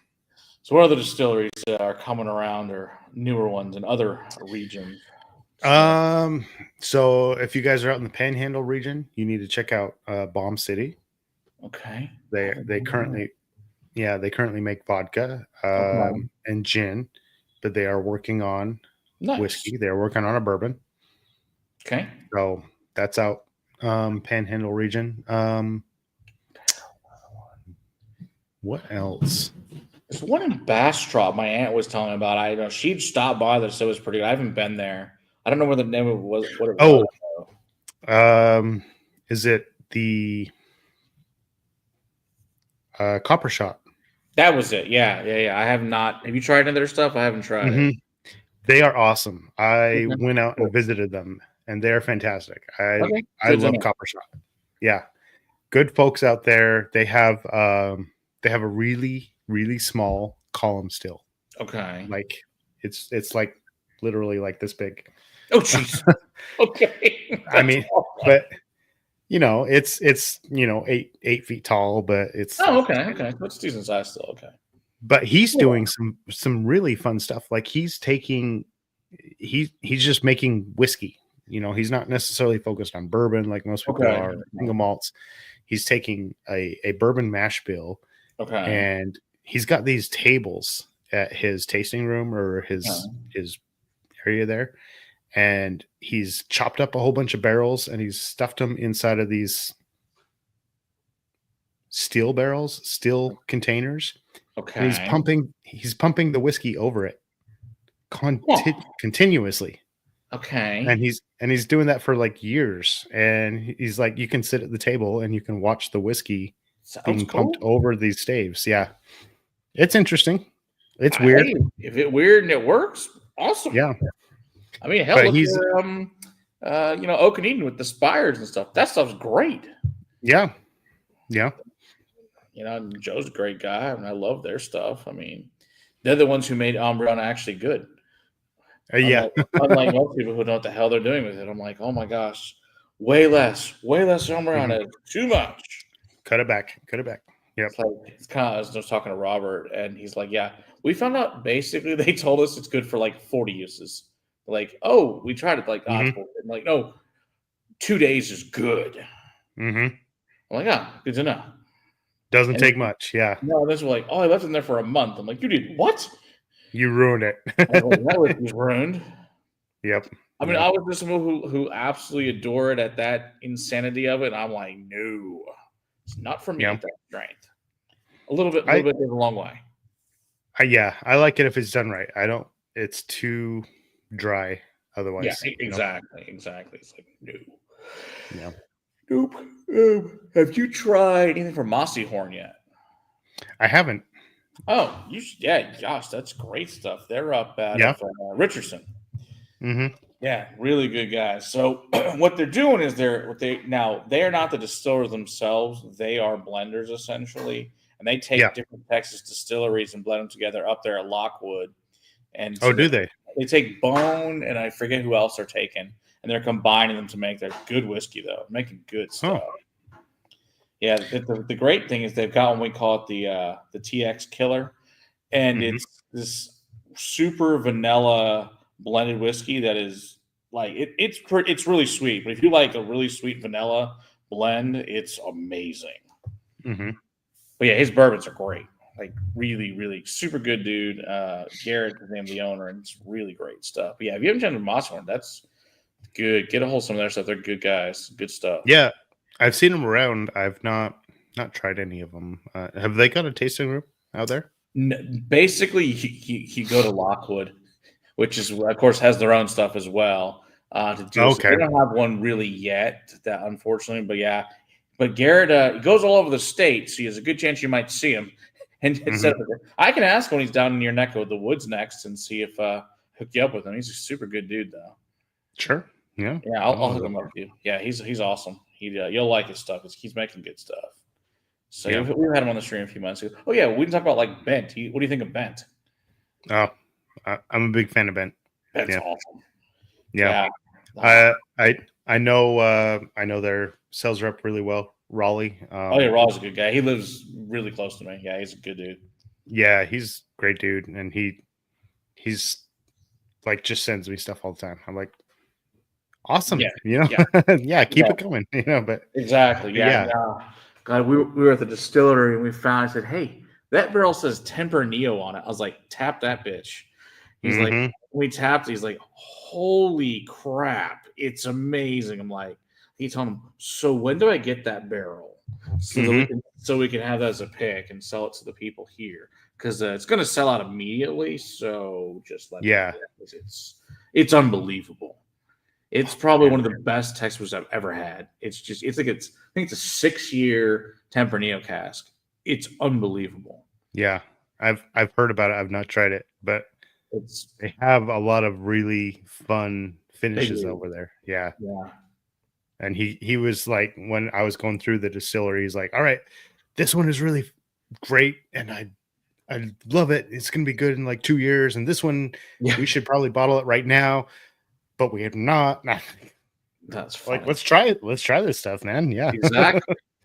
Yeah, I Yep. love their little your fill your own barrel program. It's really, really Hmm. great there. The thing's awesome. Like Yeah. mixture. I'm like, this is cool as shit. Hmm. So yeah, no, they're It's a they're doing really, great really work. good experience there. Yeah. Yeah, I'm really, really impressed with those guys. And I'm glad they're actually the closest distillery to us. So they're fabulous guys. So Yeah. I think they're probably gonna blow up here pretty yeah, soon. I imagine because I know you're starting to see some of the bigger channels out there talking on like, yeah, because they're really freaking good. Hmm. So it was funny when I met Raleigh the first time, like 4 years ago. He's like, "So this first product, it's fine. Just give me a couple years. Come back and see me because I know what Hmm. you like. You'll really like this in a few years." I'm like, "All right." I went back. I was like, "Yep, this stuff's amazing." So yeah, it's been really awesome to get to know those guys over there and stuff. So but yeah, really good people were met. So Yeah. trying to think, who else have we not talked about? Have you stuff from Acre at all? You tried their stuff? Yes. Acre does good stuff. I I really like their. I think, unfortunately, I like their non-whiskey products better. I think their rum's a better do you product really? personally. I do. I liked their old original Kentucky bourbon stuff better. They were sourcing, Yeah. but I've had some stuff in their whiskeys that were really great single barrels, but not my. You know, but like the liqueurs are fabulous. Their gin's probably one of my favorite gins of all time. I Yeah. love their gins are really good. Their vodkas are really good. But yeah, I think I like everything but their whiskeys are they're not bad. They're just not my favorite. I just Mm. think they make other products better. I'm like they're just Yeah. really really good at making some stellar liqueurs and vodkas and gins. So I guess this is my bad. I didn't really try any of that when I was out there, oh but no, I I did love. their long I'm long like hair and their it has alcohol in it. You should say yes. yeah. Yeah. I'm a big fan of all the spirits. So we review all Mhm. spirits. So yeah, Good. huge fan of all their stuff. So, but yeah, they're doing a good job. See Good. if you tried the yes, actually, for the first time, I just tried some last Thursday Tater Dom from Blendery. It was the Buffalo, the 15-year Buffalo, I guess basically that's wild turkey that's was done at Buffalo Trace. Have you tried those any from the Whiskey Blendery at all? I haven't. I want to, but I have not. Yeah. Yeah, we were at a liquid thing, a liquid Friendsgiving last week, and it was a great time. And so Yeah. a guy had brought 3 different pegs of it, and it was interesting to see they were actually very different. Shockingly, how different they were. All good, but different. Hmm. But then the one from Park Cities, that was the best one of the 3 we tried. It was quite delicious. From So, High West or something? Is it oh no, from it's sorry, it's an area up here in DFW. Oh, It's a okay. local bourbon club. It's called the Park Cities Bourbon Club. So Oh, okay, yeah, okay. it was their pick, and they did a Gotcha. fabulous job with it. Multiple whiskey clubs up here did picks of it, so Yeah. it was just interesting. But yeah, that was my favorite of the 3 we tried that night. I was like, oh, it's really good. I mean, we tried a lot of things, but that one was really good. So, Hmm. but that's the only I've ever had from the Blendery. I've not had anything else. So It seems like from what I hear from people, like the Blendery is putting out some really good stuff. And it does seem to be that way. Now, at I some don't point, know I if got to they get my hands on do something. any actual Texas whiskey. I'm not sure. I think it might all be sourced, which is fine. There's nothing wrong with that, obviously. Yeah, nothing wrong with They're, that. they're totally transparent what they're doing, which is cool. I just Hmm. don't know if they do any Texas stuff themselves, actually, which is funny. But hey, whatever works. So Yeah. hey, if it works, it works. Yeah. Let's see. What else have we tried? Yeah. Black Land. Have you tried their Prairie Gold? I've not had the Prairie Gold. I've had like we went to Black when they first opened. God, I think I went to Black in like 2019. Yeah, like 2019. I think. So I've tried their their vodka, their gin, their rye, and their bourbon, and their brown maple pecan, whatever it is, some brown sugar, something like Brown that. sugar pecan Yeah, or something. that one. That was good. I actually like that one a lot. But I've Mm-hmm. not had the Prairie Gold. That's one of the ones I've not had a chance to try yet, unfortunately. It's good. It's That's what I heard. Yes, the one with the triticale. Yeah. However So you say that. we got a chance with Marcus when we were there when they first were like it's been open. It was a 9-month triticale in those squirrel boxes on its own, 100% made by them. Was phenomenal. So I can only imagine that if it's this many years later, it's got to be awesome with that triticale, and it has to be. Well, I think they just released that like a year ago. I think you're a little over a year ago. Yeah, yeah, and it's good. I dig it. Yeah, I have to go. I got a chance to go. I need to go back out there and see him and go try it. It's like it's been a long time. Need to go do that.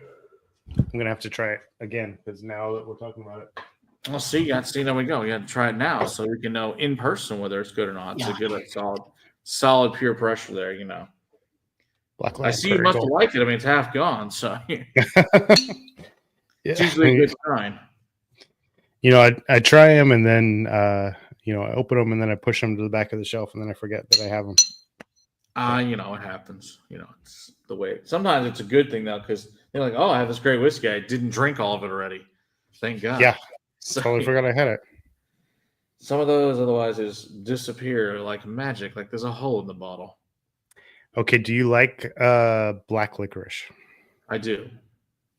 So triticale reminds me of black licorice. Okay. So if you've ever had like anything with triticale or triticale, who knows how you say it? I think it's triticale. As far as I know, it's what it's called. But triticale, I've heard it pronounced both ways. So we'll go with sure. We pronounce it in Texan. Triticale. Good enough for us. For wrong, we don't care. It's like we always get complaints on Scotch how we pronounce things. I'm like, I don't give a shit. We're in Texas. Whatever. What are you going to do about it? That you're the vocabulary police that can't pronounce Gaelic? Surprise. Yeah. we call humble. So yeah. Exactly. Hey Joe, good to see you there. You guys haven't checked out Independent Joe, check out his channel as well. All right, Independent Joe. Awesome. Yeah, so if you like black licorice, like think of like taking a classic bourbon and adding a little black licorice to it. All right. Sounds good. I like that. But not as like not quite to like ouzo level or anything like that. Mm-mm. Okay. No, I would not say that. It's I get the vanilla, I get the oak, some toffee notes in there, and then like the black licorice mixed in with it. Sounds really good. It's kind of a weird combination, but I like it. Sounds good to me. I guess I'm definitely have to go down there and try it. That sounds good. Sounds really good. It's a beautiful facility too. It's a really awesome tasting room there. It's really, really I love their tasting room. Yeah. That's probably the nicest ones in the state, to be real honest.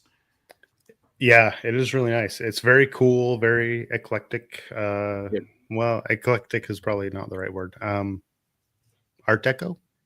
Yeah, Art Deco. Yeah, I'd say I agree with Art Deco's right. Yeah, it's really pretty. Yeah. There's a lot of pretty tasting rooms. And it's like, I like there's a lot. Indalooch is really pretty.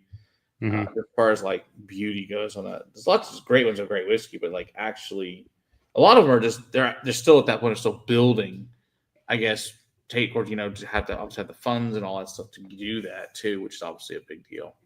And making whiskey is more important than a tasting room most of the time. So I totally agree with.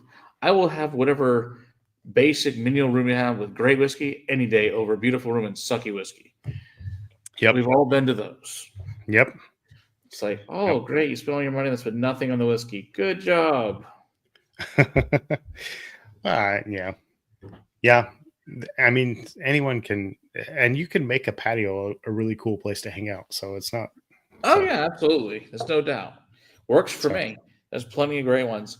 Let's see. Oh, what have we talked about? We haven't talked about Mild and Green or Real Spirits show. We haven't talked about those guys. Oh yeah. I'm gonna go grab one of those. Are we going to talk about all of them? We might as well, right? Yeah. I mean, it is what we're here for, right? Yeah. Yeah. Yeah. Well, I can't say anything bad about either of those. I love them both. Actually. Oh yeah, great stuff for sure. Great people out there, absolutely. I Mm-hmm. love when they put Totem out every year. That thing's fun. Yeah, Totem is fun. I'm releasing a video on Totem on Tuesday, actually. Oh, awesome. Let's check that out. Now, do you release most of your stuff on Instagram or on YouTube? Where can people find all your stuff? Instagram primarily right now. Okay. Eventually, I'm going to move on to YouTube and do some little longer form videos. Okay. I'm kind of working on that. It's just a matter of how much time I have for those things. Feel you on that. Time is always a problem. Yeah, no doubt. If I was doing this full time, if I was doing this for my primary job, then you'd probably see a whole bunch of videos. But you know, I got to pay for this stuff somehow. So yeah, I got my money Friday. YouTube doesn't tend to pay the bills. Mm-hmm. I mean, I'll take their $40 a month, but you know, and it still doesn't. Not gonna pay the bills. Not gonna pay the bills. Yeah. It might buy you a bottle of whiskey. That's about it. Yeah. So I poured the straight malt whiskey here from Real Spirits. Ooh, 375 from back in the day. They just released Le Petit Touché, I think is what they called it. It is their straight malt whiskey finished in French oak or aged in French oak. I think it was entirely aged in French oak. Oh, very nice. That sounds good. Yeah. Davin told me that it's delicious, and I believe what Davin tells me. So. I agree. He's a good dude. Yeah. I like all their beer too. I think it's a great. You guys are just into beer. Obviously, Real Ale is fabulous beer. Thankfully, good friends with both the beer people and the whiskey people, so it works out great. Yeah. Yeah, it's good stuff. I really like Real Spirits. They're awesome people. Yeah, Davin is. Davin's a cool guy. Yeah, he's really cool. I like him a lot. We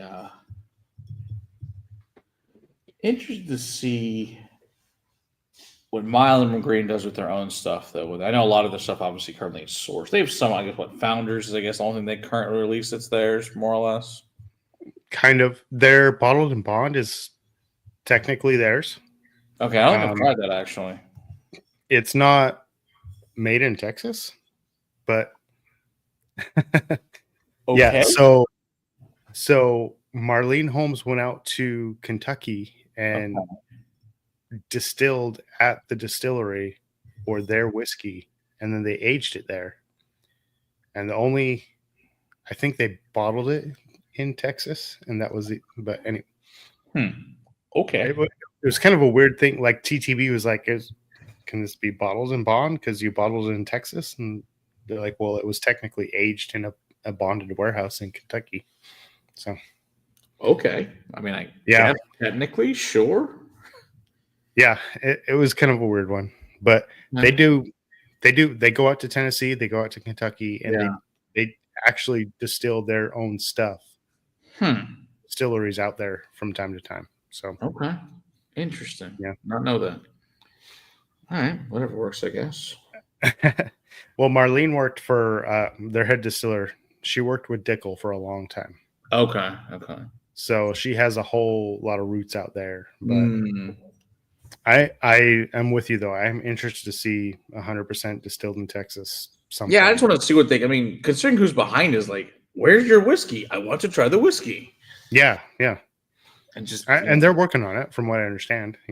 Right. It just seems like it's been like 5 years, and I figured in 5 years you get something. An 18-month. I mean, whatever. I'll take it. It seems like for the most part they're using it to blend with what they're getting from other that distillers. Does seem to be the case. Yeah, it is what it works. It is what it is. Yeah. hopefully at some point we'll get something good out of the deal. I can only hope. They're so Heather is a master blender. She does some really good blends. So yeah, absolutely, no doubt. I really enjoyed the stuff they produced, but I'm like you. I'm interested in something. Yeah, Texas, authentically 100% Texas. Exactly. That is what we're in this game for. So I'll take it, but we'll see what they can do. It'd be interesting. Certainly, we'll see. What else haven't we talked about? I mean, Lone Elm is in the situation that it's in, I guess. Hoping better things to occur. Great whiskey. Mm-hmm. I mean, what goes on behind the scenes, we'll just leave behind the scenes because that's not something that really needs to be talked about here. Yeah. So we'll go with that. But I hope the best for them. Let's put it that way, and that it does come back because I really do love their whiskey. Yeah, I was a big fan of their cognac finish that they did. Oh, yeah, that was good. I mean, it's good stuff. So I'm like, please come back. That'd be awesome. Mm-hmm. We'll see what happens. Yeah. Well, their tasting room, they've opened up their tasting room on Saturdays. Oh, okay. Nice. So you can go out there. I think it's like from like 12 to 6. They're open on Saturdays, 12 to 6. So nice. Check that out one of those days. Hey, Robo Boys Bourbon. Good to see you.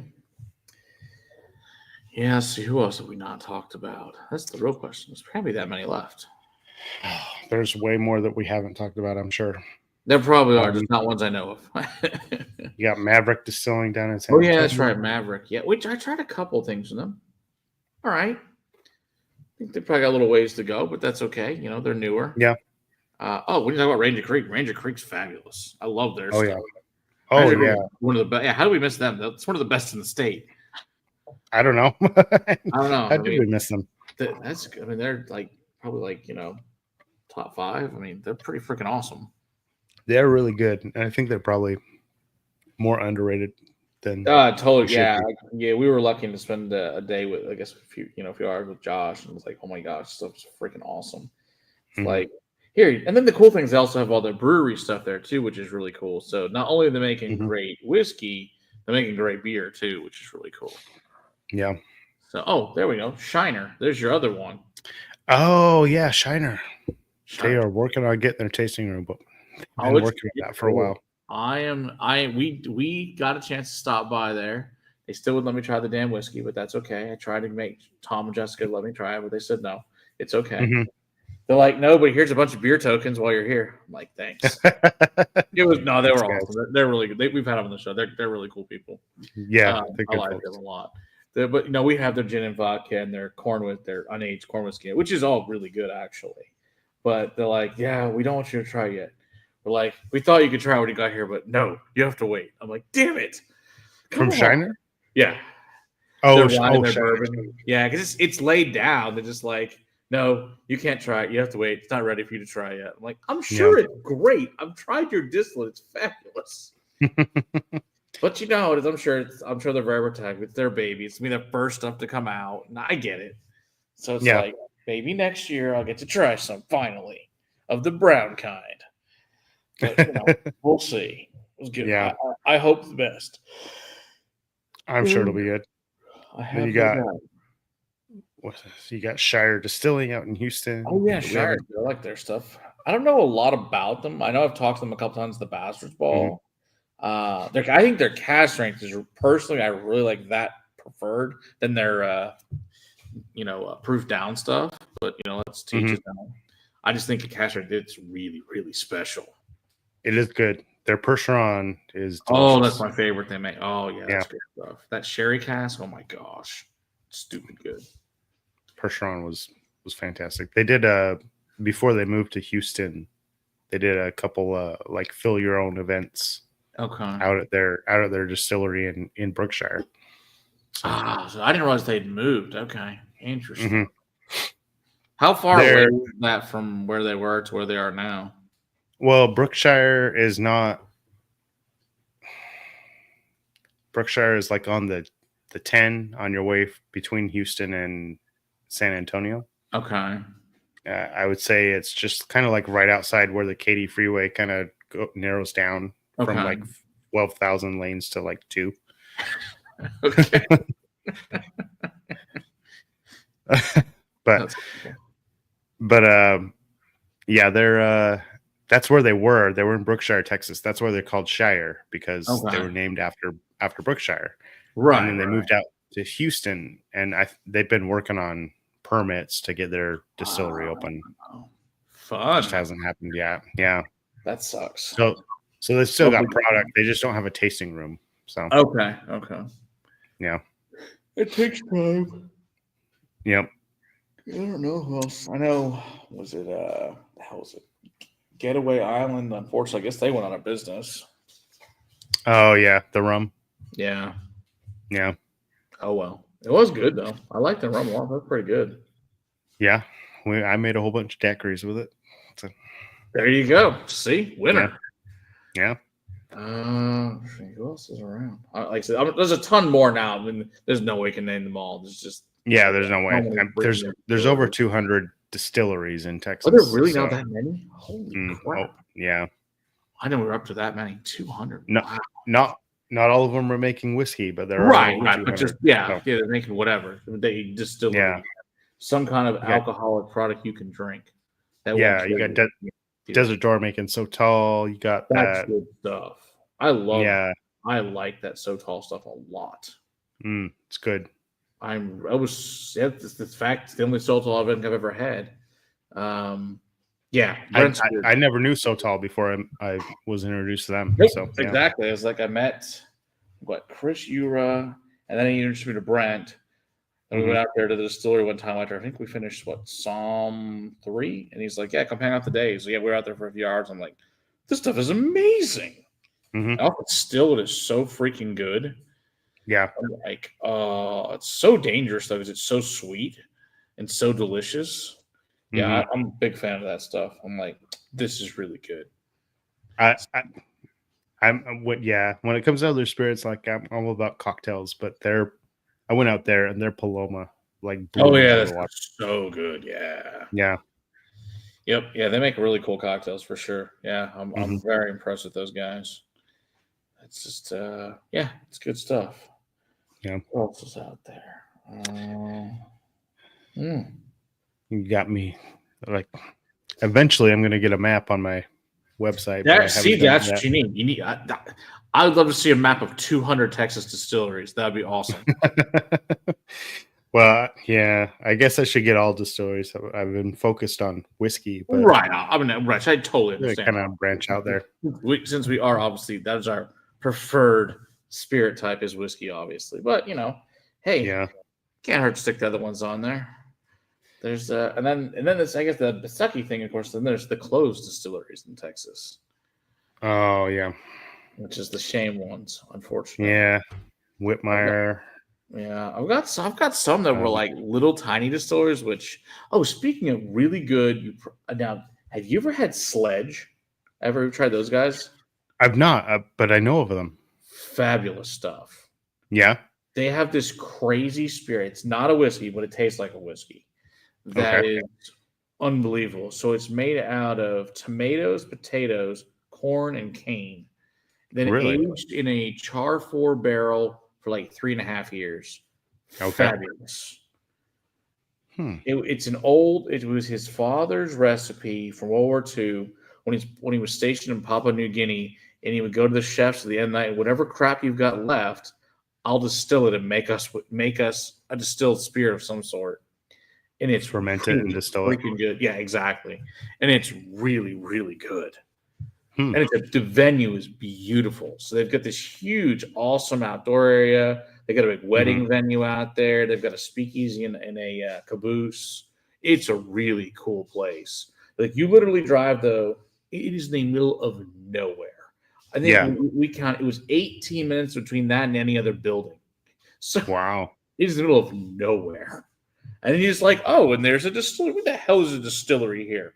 Yeah. All right, and it's on this huge farm property. It's beautiful property though. Yeah, it's a good place. They also make, of course, gins and moonshines and vodkas and other flavored stuff too. But yeah, their stuff's really good. I was impressed.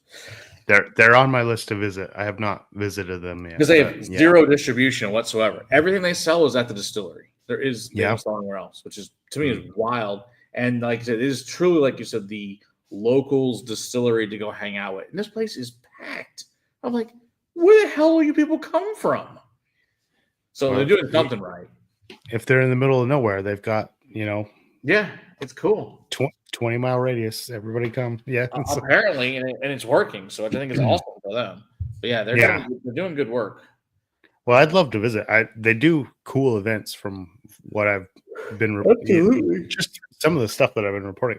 Man, I really got to get out there and try some of these events and distillers. But yeah, they're cool people for sure. I'm trying to think what are the weird little random ones we found. You can't forget.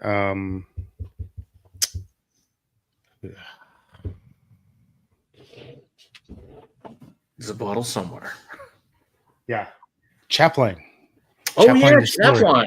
They're doing good work. The one, what do they know? I haven't been there. I was going to go. We got lost. And it's like, screw it. It's going to get dark. We got to go. With like in a portable building or something, I heard. Kind of. It's like a double wide, but they got like a couple of them. But it's really cool. They're out in Boerne, I think, Boerne, Texas. Sounds right. I think you're right. I think that's right. Yeah, they. So my neighbor next door is a Navy vet. Okay. And these guys are focused on, like, he is a former Navy veteran who decided to start a distillery. And of course, he names all of his whiskeys after these ships. That's cool. So my neighbor went out to visit him, and now he is a big fan. He's like, I love these guys. I'm going to take them out some cool memorabilia from my Navy days. I'm like, sure. Oh, very cool.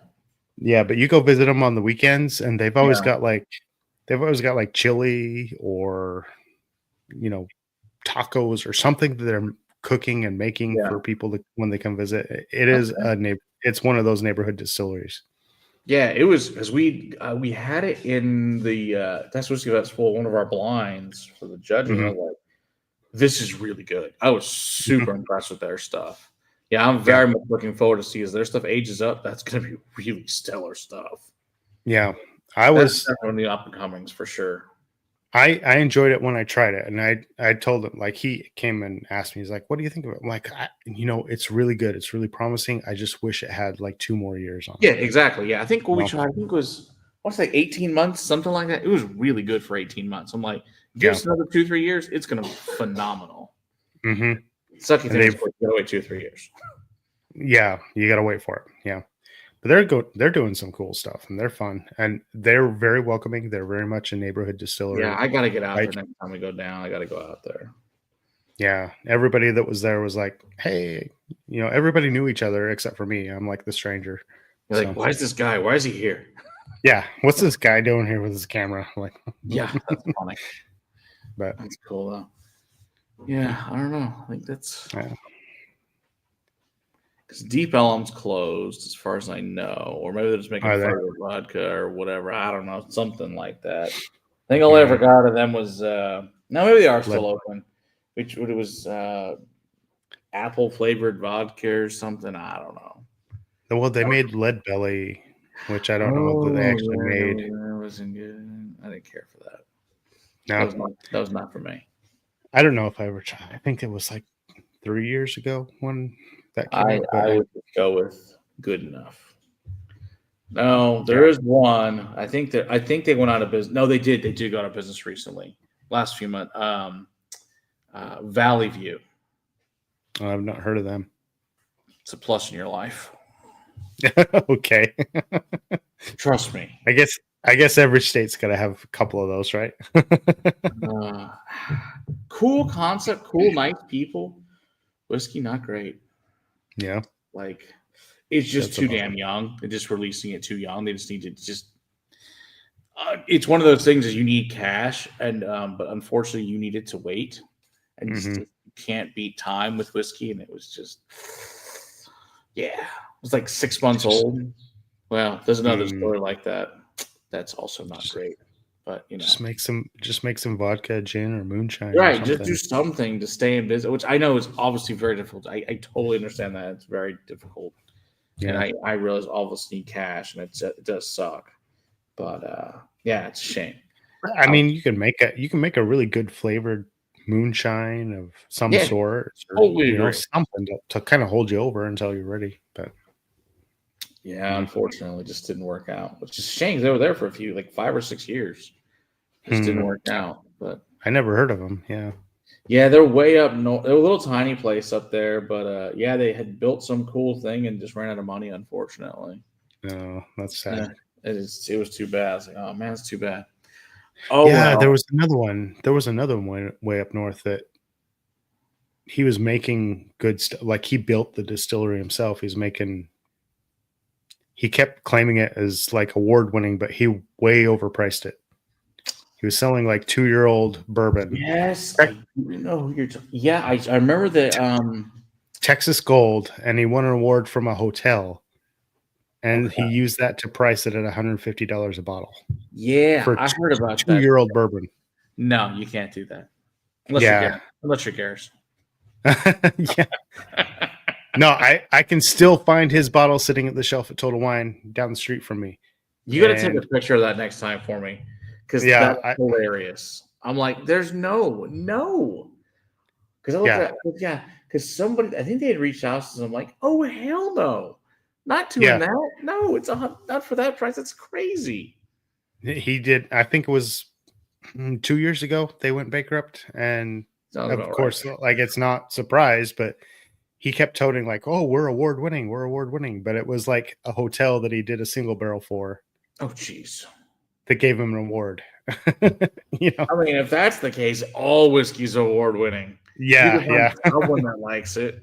And we'll give you like, this is the best whiskey ever, and it's I never tried it. I guess I can't judge, because I never tried it, but I'm not going to pay $150 for not to find out. Bourbon. Yeah. I'll tell you what. Yeah. I'll give it to you in clearance for $35. Then I'll find out. Yeah. Then I'll try it. Yeah, absolutely. But not for $150. Absolutely not. Yeah, I'm not going to spend that much. They're stuck with that bottle forever. Mm-hmm. Unless they're letting truly to clear just bottom proof clearance to get rid of the bottle. Yeah. I mean, you got to figure out some way you're tired of paying taxes for having it on the shelf. Oh man, and it's been on the shelf for a long time. No, get rid of it. Just sell it. Clearance it out. No thanks. Well, I gotta call it a night here pretty soon, but I'm gonna do. You started. We'll do 5 minutes. That work? Or 4? Let's do 4 minutes. Is that good for you? Then we call it a night. Yeah, that's good. Works for me because I got to drive home too, so works for me. Well, I have the advantage. I'm at home. Anyway, Jigs. Well, I'm gonna crack open an old bottle that I haven't cracked open. Oh, that's a good one. Which one you got there? See if I might have. An Old Icarus. An Old Icarus. What year's that one? This is the 20-3 edition, so I imagine this is a 2020. Let me see if I got that one. Age 48 months, 107 proof. If I don't have that specific one, I've got something close. Yeah. Let's see here. Icarus is what made me fall in love with Iron Root. Oh, totally. Yeah, absolutely. It is one of my all-time. Every time I say, Robert, just when it comes out, I just got to get a bottle. Oh, 20-3, 107.2. Yep. Oh, I've got one. All right. Oh, man. That is awesome. All right. The Tombstone bottle? Yep. Oh, yeah. Hell yeah. I do love these bottles, but I get from a bar perspective, way too damn big. Yeah, I get that. They're really cool from a consumer standpoint, but for me on a bar, it's like they take out the space of 2 bottles, so I get it. Yeah. But yeah. Oh, so good. Rock on. It's been a long time, but yeah, that's it. Beautiful. Awesome. You're the first person I ever have this bottle on the show with. That's awesome. Nobody ever has these. I literally just opened this bottle. So that's so great. So great. But I have 2 more on my shelf. So there you go. So you're in good shape. Oh yeah, that smells awesome. It's been a long time. Yeah. Oh, beautiful. Yep, gonna go back to one of your loves. Can't go wrong with Iron Icarus. That's for damn sure. Oh my god. I think it was this and Balcones Brimstone. Those are the things that made me fall in love with Texas whiskey. Yeah. Now here, this is something funny. When I first tried Balcones, I hated it. Really? Yeah. I went to their taste. I had never tried Balcones, but I went to their tasting room, did a flight. I tried everything. I was like, I hate this. That's hilarious. What year was this? 2019 maybe, Okay. before the pandemic. Okay. Yeah.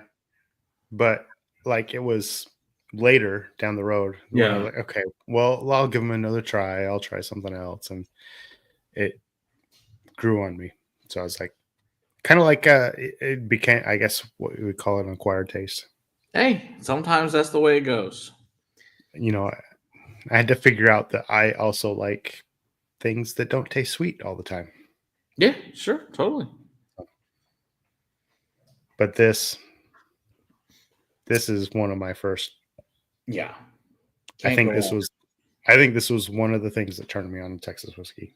Oh, totally. Yeah. He's like, so there's port and there's Lafroig. I'm like, oh, so you're speaking my language then. Perfect. Mm-hmm. Yeah. Because I first got into whiskey through peated scotch. That was how I first got interested in whiskey. Because it's delicious. Peated scotch is delicious. That was what made me fall in love with scotch was Lafroig 10. Yeah. I was like, before you had like, Glenlivet 12, Glenlivet 12, fine, whatever, boring. They're fine. I mean, I don't like them. They're not bad by any means. But I'm like, peated scotch is the shit. Mm-hmm. I'm like, yes, that's my favorite. Yeah. Like when I was not a big fan of whiskey initially when I was trying to get into whiskey. Yeah. But I was getting into whiskey because like I was doing the keto diet and like, oh, well, you can drink on the keto diet. I'm like, okay, well, but you can't drink beer. Right. Like, oh, I guess I got to try spirits. And they're like, well, whiskey doesn't have a whole lot of additives, so you can drink whiskey. So I was like, okay, well, I guess I better figure out whiskey. And that's when I started watching the Whiskey Vault. Nice. And I'm like, okay, well, they keep talking about peated scotch, so I guess I should try that. So I tried Lagavulin 16 for the first time. I was like, oh my God, how did I not know about this? Right.